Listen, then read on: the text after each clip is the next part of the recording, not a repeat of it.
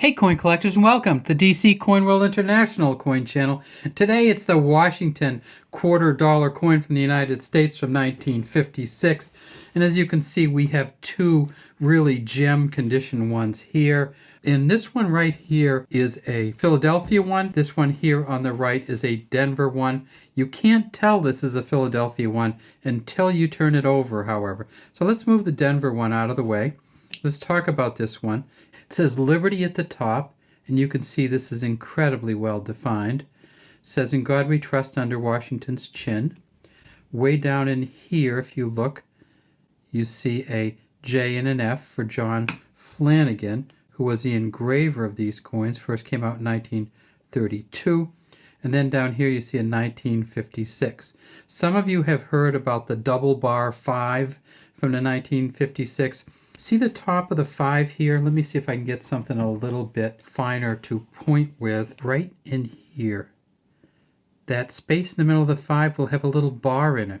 There's actually one on eBay right now for about $15 including shipping. The double bar 5 is a very valuable coin if you can get it in a high grade. If you're going to get it somewhere around very fine or below, you are talking about $15. So condition is huge. There's also another thing that goes on with the 1956, and let's turn it over and we see we got the reads here. So that's Philly. This is Denver. At Denver, they made 33.3 million. At Philly, they made 44.8 million. It's the eagle on the back. It says United States of America on the top. E pluribus unum here. This is a incredibly well-defined eagle for 1956. You notice it doesn't have great body feathers, but that's kind of how they came. You don't find these coins in a high grade very often, almost never. So Mint State 68, they found two. Those are estimated to be worth about $11,000. Mostly you're going to find them at MS 65 or below. If we go down here, we see this, the arrows held by the eagle, the little tail feathers coming down. At the very bottom it says $quarter. So where is the error on this coin? The error on this coin is right here. And I'll show you. Between the E and the S in states, this is called a Type B reverse. This coin can be worth up to $275 if it's an MS65.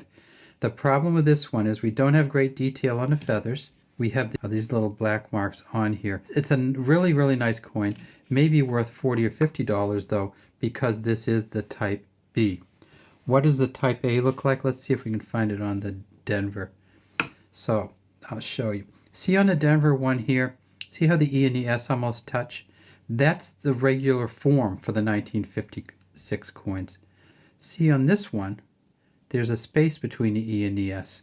On this one, there's not. So this is what they call the Type B or the proof reverse. These coins come in proof sets. In fact, they made 669 proof sets, sold $2.10. These coins also come in uncirculated mint sets. So the uncirculated mint sets from 1956, they made 45,475 of them. You get the uncirculated mint sets, you're doing very well. They sold for $3.34. Now they're worth about $360. Now one of the other things I want to talk about is these are, of course, 90% silver.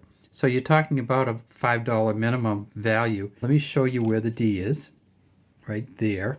Let's focus on that. So the D's there, and on the Philadelphia coin, there is nothing.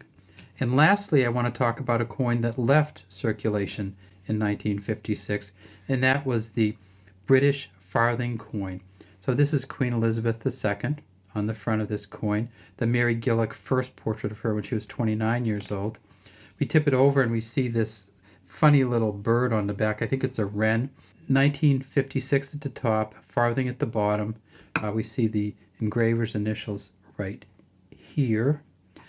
This coin, there were 960 of these to a British pound. It was worth half of a half penny or a quarter penny. And in 1956, they made the last of these. So this coin isn't too valuable, but it's kind of cool. And if you can get it in this condition, it's a little bit more valuable. And I also want to say that they made the Franklin halves in 1956. This is a 57 version, again with Franklin on the front. Liberty Bell on the back and the eagle. And on the Franklin halves, instead of at the bottom, like the quarter, the mint mark would be on the top up there. These Franklin halves are worth $8 to $10 minimum. It's because of their 90% silver value. All right, so that's all we have for the 1956 U.S. quarters, the Denver Mint and the Philadelphia Mint. Look for these out there. If you can find one that's in incredibly good shape, sometimes you find them already graded if you can get an MS-66 with a type B reverse, that's where you have the spacing again between the E and the S instead of the touching E and the S, you could be talking thousands of dollars.